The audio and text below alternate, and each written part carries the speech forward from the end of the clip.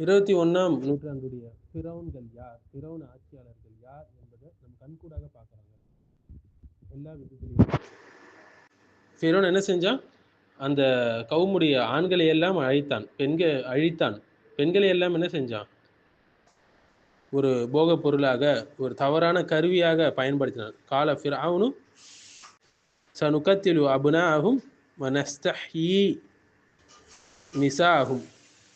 சூரத்துல் ஆராஃப், சூரத்துல் கஸஸுடைய வசனங்களை நம்ம பார்க்கலாம்.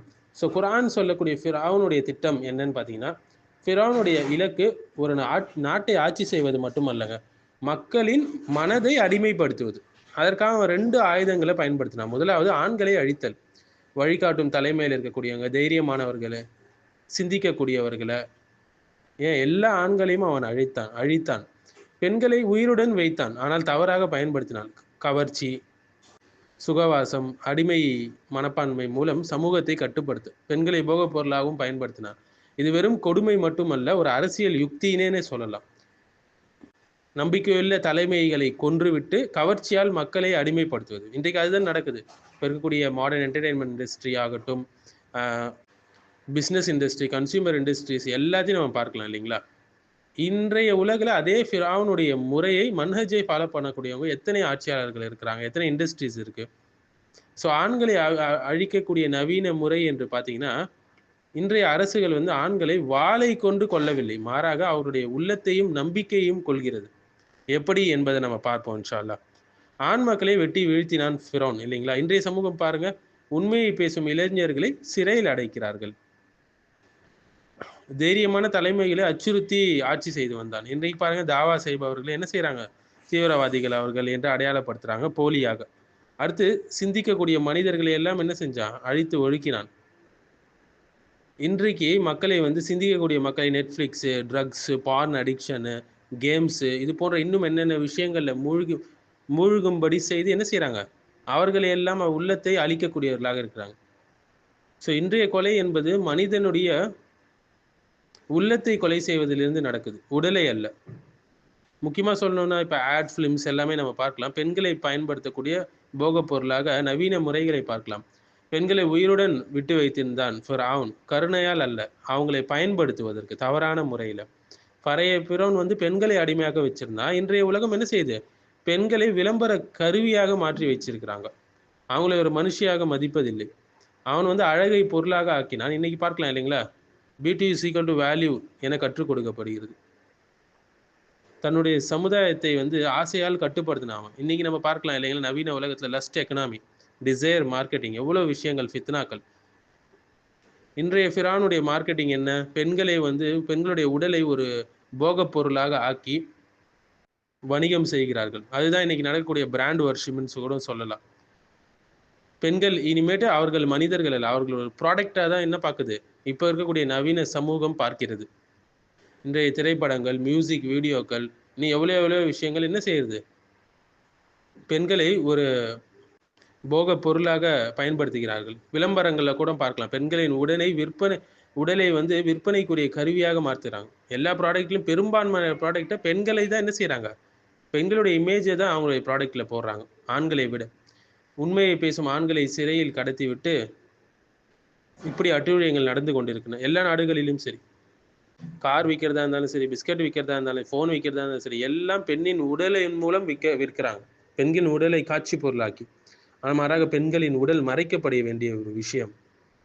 மாறாக இஸ்லாம் என்ன செய்யுது? பெண்களுக்கு ஹிஜாபை அணிந்து அவர்களை கண்ணியப்படுத்துகிறது. ஃபிரௌன் அந்த காலத்துல உடல்களை கொன்றான். இன்னைக்கு ஃபிரௌனிய உலகம் என்ன செய்யுது? நவீன உலகம் மக்களுடைய ஆன்மாக்களை கொல்லுகிறது. அவன் அடிமைத்தனம் செய்தான். இன்னைக்கு நவீன முறையில் என்ன செய்யறாங்க? என்டர்டெயின்மெண்ட்டை வச்சு எல்லாரையும் அடிமைகளாக்குறாங்க. அவன் பாவம் செய்தான், இன்னைக்கு வந்து அதை ஃப்ரீடம் என்று பேசுகிறார்கள். அவன் பெண்களை பயன்படுத்தினான், இன்னைக்கு மார்க்கெட்டிங் என்ற பெயரில் பெண்களை பயன்படுத்துகிறார்கள். ஆனால் மூல நோக்கம் எல்லாம் பார்த்தீங்கன்னா ஒண்ணுதான், உள்ளத்தை ஆசையால் அடிமைப்படுத்த வேண்டும். ஸோ அல்லாஹ் சுப்ஹானஹு வ தஆலா ஒரு கதை கேட்பதற்காக ஃபிரௌனுடைய வரலாறை நமக்கு சொல்லுங்க. அதிலிருந்து நம்முடைய சமுதாயத்தில் நடக்கக்கூடிய அதே விஷயங்களை அடையாளம் காண சொல்கிறது. அரசியல்ல உண்மையை வந்து அடக்கும் போது அந்த இடத்துல ஃபிரௌன் என்ன செய்யறான்? ஃபிரௌனுடைய வழிமுறை இன்னும் இருக்கிறது என்று நம்ம தெரிந்து கொள்ளலாம். வணிகம் வந்து ஆசையை கொண்டு மக்களை வழிநடத்தும் போது ஃபிரௌனுடைய ஆட்சியை நம்ம கண் முன்னால் பார்க்க முடியும். இன்றைக்கு அட்வர்டைசிங், மார்க்கெட்டிங் இண்டஸ்ட்ரீஸை பார்க்கலாம் இல்லைங்களா? பெண்களை ஒரு செக்ஷுவல் ஆப்ஜெக்ட்டாக யூஸ் பண்ணுறாங்க. கார் விற்கணும்னாலும் சரி, சென்ட் விற்கணும்னாலும் சரி, ஃபோன் விற்கணும்னாலும் சரி, உணவு விற்கணும்னாலும் சரி. ஒரு பக்கம் ஃபில்ம் அண்ட் என்டர்டெயின்மெண்ட் இண்டஸ்ட்ரியில நம்ம பார்க்கலாம். மூவிஸ் ஆகட்டும், மியூசிக் ஆகட்டும் எல்லாமே விமனை வந்து செக்ஷுவலைஸ் ஆக்கி காட்டுறாங்க. அவங்களுடைய மியூசிக் விற்கணும் என்பது.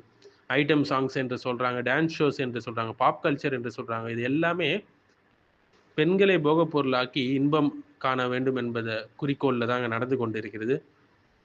ஒரு பக்கம் அட்டூழியம் செய்து கொண்டிருக்கிற ஃபேஷன் அண்ட் பியூட்டி இண்டஸ்ட்ரி நம்ம பார்க்கலாம். அவங்களுடைய மெயின் டார்கெட்டே விமன் தான்.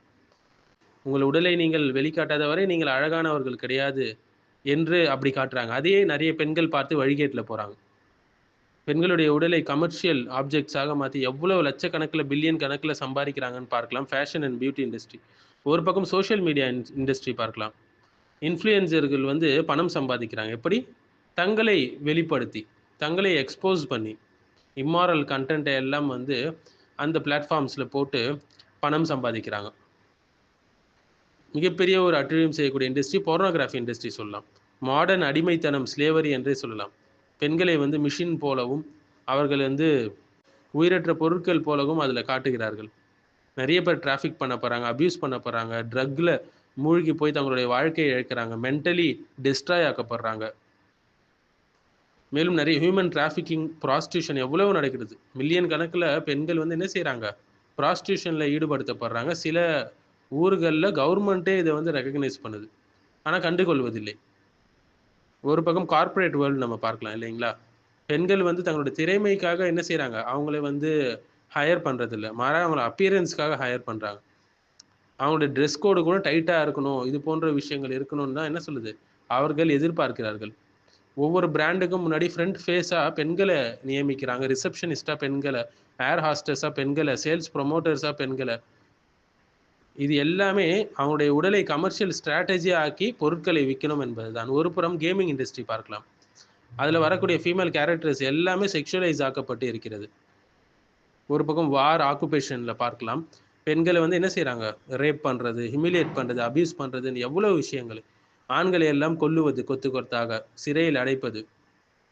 அந்த காலத்தில் ஃபிரௌன் வாட்களை கொண்டு பயம்புறுத்தினான், ஆட்சியை செய்தான். இன்றைய காலத்து ஃபிரௌன்கள் மீடியா, என்டர்டெயின்மெண்ட், ஃபேஷன், மார்க்கெட்டிங் என்று ஆண்களுடைய ஆண்மை தன்மையை கொன்றுவிட்டு பெண்களுடைய உடலை போகப் பொருளாக உபயோகப்படுத்தி என்ன செய்கிறாங்க, மக்களை வழிகெடுத்து பயன்படுத்துகிறாங்க. ஸோ இஸ்லாத்தை நல்ல முறையில் பின்பற்றி வாழ்ந்தால்தான் இது போன்ற விஷயங்கள்லேருந்து ஒரு நல்ல மூமின் தன்னுடைய ஈமானை பாதுகாத்து கொள்ள முடியும்.